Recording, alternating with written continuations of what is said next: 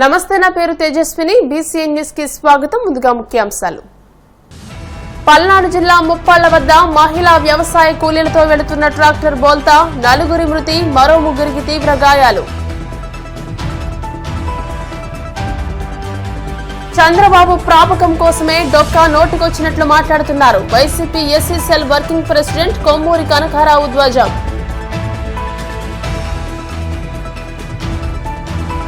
One ఉద్యోగుల సమస్యలు పరిష్కరించండి. కాకినాడ కలెక్టరేట్ వద్ద సిఐటియు ఆధ్వర్యంలో ఉద్యోగుల నిరసన. తిరుమల శ్రీవారిని దర్శించుకున్న సినీ నటి శ్రద్ధా శ్రీనాథ్. ఆలయ మర్యాదలతో స్వాగతం పలికిన అధికారులు.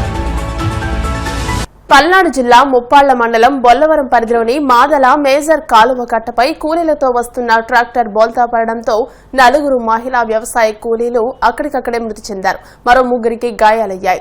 చాగంటి వారిపాలెం గ్రామానికి చెందిన మహిళా కూలీలు మిరప కోతలకు వెళ్లి తిరిగి వస్తుండగా ప్రమాదం సంభవించింది. ఘటనపై ముఖ్యమంత్రి చంద్రబాబు తీవ్ర దిగ్భ్రాంతి వ్యక్తం చేశారు. ఇటువంటి దుర్ఘటన చోటు చేసుకోవడం అత్యంత బాధాకరమని సీఎం అన్నారు. మృతుల కుటుంబాలకు ప్రగోడ సానుభూతిని తెలియజేశారు. ప్రమాదంలో గాయపడిన వారికి మెరుగైన వైద్యం అందించాలని అధికారులను ఆదేశించారు. మృతుల కుటుంబాలను ఆదుకుంటామని సీఎం భరోసా ఇచ్చారు. చంద్రబాబు ప్రాపకం కోసమే డొక్కా మాణిక్య వరప్రసాద్ వైసీపీ నేతల గురించి నోటికొచ్చినట్లు మాట్లాడుతున్నారని వైసీపీ ఎస్సీ సెల్ రాష్ట్ర వర్కింగ్ ప్రెసిడెంట్ కొమ్మూరి కనకారావు ధ్వజమెత్తారు. డొక్కా నోరు అదుపులో పెట్టుకోకపోతే గట్టిగా బుద్ధి చెబుతామని హెచ్చరించారు. తాడేపల్లిలోని వైసీపీ కేంద్ర కార్యాలయంలో ఆయన మీడియాతో మాట్లాడుతూ పార్టీలు మారే అలవాటున్న డొక్కా వెన్నుపోట్ల గురించి వెన్నుపోటుకి బ్రాండ్ అంబాసిడర్ అయిన చంద్రబాబు నేతృత్వంలోని టీడీపీలో ఉండి మాట్లాడడం హాస్యాస్పదంగా ఉందన్నారు. చంద్రబాబుకి డొక్కా వ్యవహారం తెలుసు కాబట్టే ఏ పదవి ఇవ్వకుండా పక్కన పెట్టేశారని విమర్శించారు. జగన్ అన్నం పెట్టడం లేదని విజయమ్మ ఏమైనా డొక్కాకు ఫోన్ చేసి చెప్పారా అని ధ్వజమెత్తారు. కృష్ణారెడ్డి గారి మీద వైఎస్ఆర్ కాంగ్రెస్ పార్టీ మీద పుంకానుగా ప్రెస్ మీట్లు పెడుతూ అవాస్తవాల్ని వాస్తవాలను చిత్రీకరించే పనిలో ఆయన మాట్లాడేటువంటి మాటల్ని మేము తీవ్రంగా ఖండిస్తా ఉన్నాం.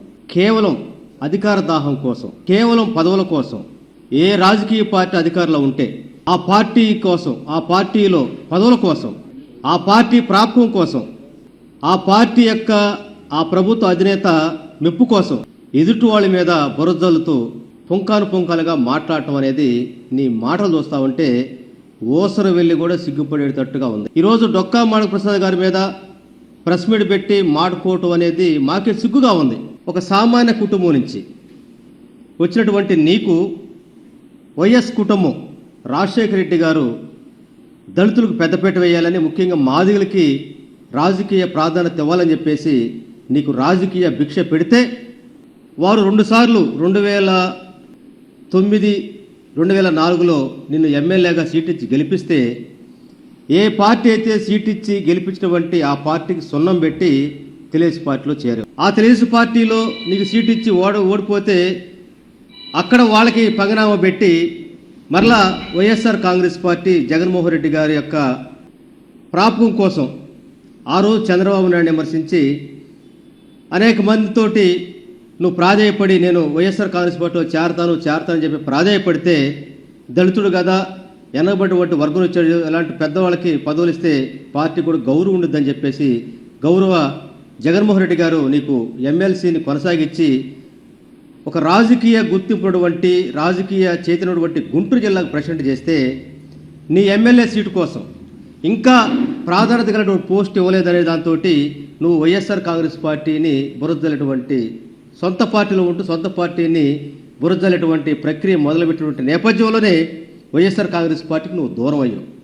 మరలా ఈరోజు తెలుగుదేశం పార్టీ అధికారంలోకి వచ్చినాక తెలుగుదేశం పార్టీ చంద్రబాబు నాయుడు గారి మెప్పు కోసం నువ్వు తెలుగుదేశం పార్టీలో చేరి జగన్మోహన్ రెడ్డి గారిని, వైఎస్ఆర్ కాంగ్రెస్ పార్టీని, సజ్జల రామకృష్ణారెడ్డి గారిని ఎంత ఎక్కువ తిడితే అంత నాకు పదవులు వస్తున్నటువంటి దాంతో నువ్వు విలేకరుల సమావేశాలు పెట్టుకుంటూ రకరకాలుగా మాట్లాడుతున్నటువంటిది ఆంధ్ర రాష్ట్ర ప్రజానికం మొత్తం కూడా గమనిస్తా ఉన్నారు. 104 ఉద్యోగుల సమస్యలు పరిష్కరించాలని కోరుతూ కాకినాడ కలెక్టరేట్ వద్ద సిఐటియు ఆధ్వర్యంలో ధర్నా నిర్వహించారు. ఈ సందర్భంగా 108 ఉద్యోగుల సంఘం రాష్ట్ర ప్రధాన కార్యదర్శి చాట్ల రాంబాబు, జిల్లా ప్రధాన కార్యదర్శి ఎం త్రిమూర్తులు మాట్లాడుతూ కూటమి ప్రభుత్వం అధికారంలోకి వచ్చి 8 నెలలు పూర్తి కావస్తున్నా 104 ఉద్యోగుల సమస్యలను పరిష్కరించడంలో తీవ్ర నిర్లక్ష్యం ప్రదర్శిస్తుందని, ఉద్యోగులను కొనసాగించడమే కూటమి ప్రభుత్వం చేసే గొప్ప మేలుగా చెబుతూ వేతనాలు పెంచడంపై దాటవేస్తుందని విమర్శించారు. పీఎఫ్ యాజమాన్య వాటా, కార్మికుల వాటా రెండూ కూడా సిటిసి పేరుతో ఉద్యోగుల జీతాల నుండే కోత పెడుతున్నారని, దీనివల్ల ఉద్యోగులు ప్రతి నెల 2,500 రూపాయలు కోల్పోతున్నారని ఆవేదన వ్యక్తం చేశారు. రాంబాబు, నేను ఏపీ 104 MMU ఎంప్లాయీస్ యూనియన్కి రాష్ట్ర ప్రధాన కార్యదర్శిగా కొనసాగుతూ ఉన్నాను.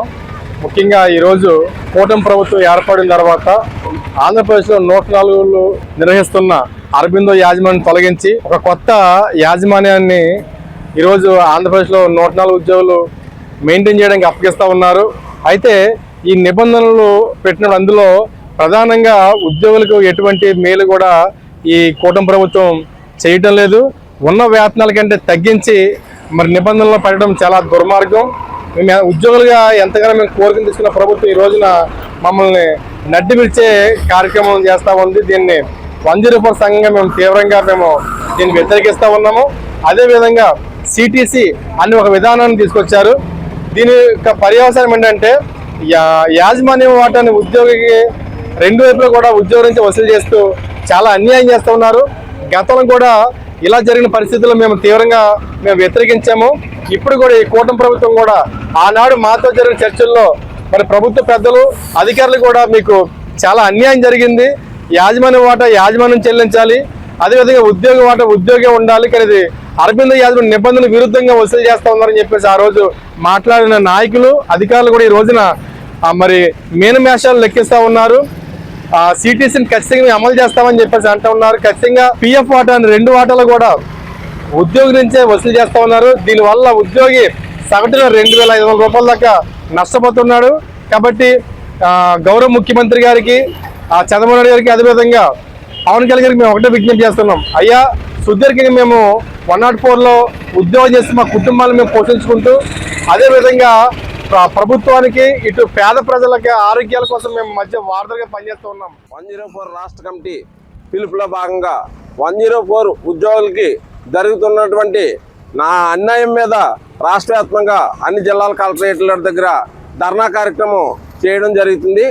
దాంట్లో భాగంగా రాష్ట్ర వ్యాప్తంగా ఉన్నటువంటి 104 ఉద్యోగులకి పిఎఫ్ వాటా ఏదైతే ఉందో యాజమాన్యం చెల్లించవలసిన వాటా యాజమాన్యం చెల్లించేలాగా చర్యలు తీసుకోవాలి. 104 ఉద్యోగులను అందరినీ కూడా వెయిటేజ్ మార్కులు ఇచ్చి ప్రభుత్వ నియామకాలలో వెయిటేజ్ మార్కులు ఇవ్వాలని డిమాండ్ చేస్తూ ఉన్నాం. గత 5 సంవత్సరాలుగా అరవిందో ఇవ్వాల్సిన బకాయిలు 5 సంవత్సరాలుగా ఇవ్వాల్సిన ఇంక్రిమెంట్ 1 సంవత్సరం ఇచ్చారు.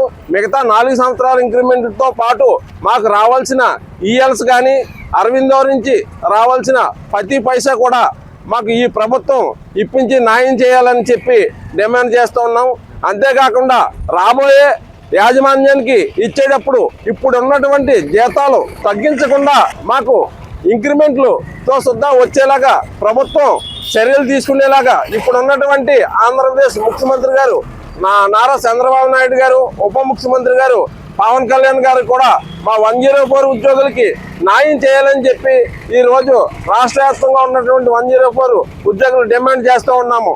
ఇదే కనుక అమలు చేయకపోతే రాబోయే రోజుల్లో మా సమస్యలను, మా డిమాండ్లు ఇంకా ఉధృతం చేసి రాష్ట్ర వ్యాప్తంగా ఉన్నటువంటి 104 ఉద్యోగులందరూ కూడా ఉద్యమించవలసిన అవసరం ఉంటుంది. కాబట్టి మాకు న్యాయం చేయాలని చెప్పి తెలియజేస్తున్నాం. ఉభయ గోదావరి జిల్లాల పట్టభద్రుల ఎమ్మెల్సీ ఎన్నికల్లో కూటమి అభ్యర్థి పేరాబత్తల రాజశేఖర్ ను గెలిపించాలని ఉంగుటూరు ఎమ్మెల్యే పచ్చమట్ల ధర్మరాజు పిలుపునిచ్చారు. ఏలూరు జిల్లా ఉంగుటూరు మండలం నారాయణపురంలోని ఎమ్మెల్యే క్యాంపు కార్యాలయంలో కూటమి పార్టీల నాయకులతో నిర్వహించిన సమావేశంలో టీడీపీ జిల్లా అధ్యక్షులు గన్ని వీరాంజనేయులు, బీజేపీ జిల్లా అధ్యక్షులు చౌటుపల్లి విక్రమ్ కిషోర్, ఉంగుటూరు నియోజకవర్గం ఎమ్మెల్సీ ఎన్నికల పరిశీలకులు వి సత్యనారాయణ ముఖ్య అతిథులుగా పాల్గొన్నారు. ఈ సందర్భంగా నిర్వహించిన సమావేశంలో ITDP state coordinator Undavalli Balanandam MLC ఎన్నికల ప్రక్రియలోని పలు అంశాలను వివరించారు. అసెంబ్లీ ఎలక్షన్ లో నన్ను మీరందరూ కూడా కూటమి సభ్యులందరూ కూడా ఏకదాటిగా ఒకటే మాటగా దగ్గర సుమారుగా 88% పోలింగ్ ని మీరందరూ చేయించగలి మనకి అధిక మెజార్టీ వచ్చేటట్టు మీరందరూ చేయగలిగారు. మీ అందరి ద్వారానే అది సాధ్యమైంది.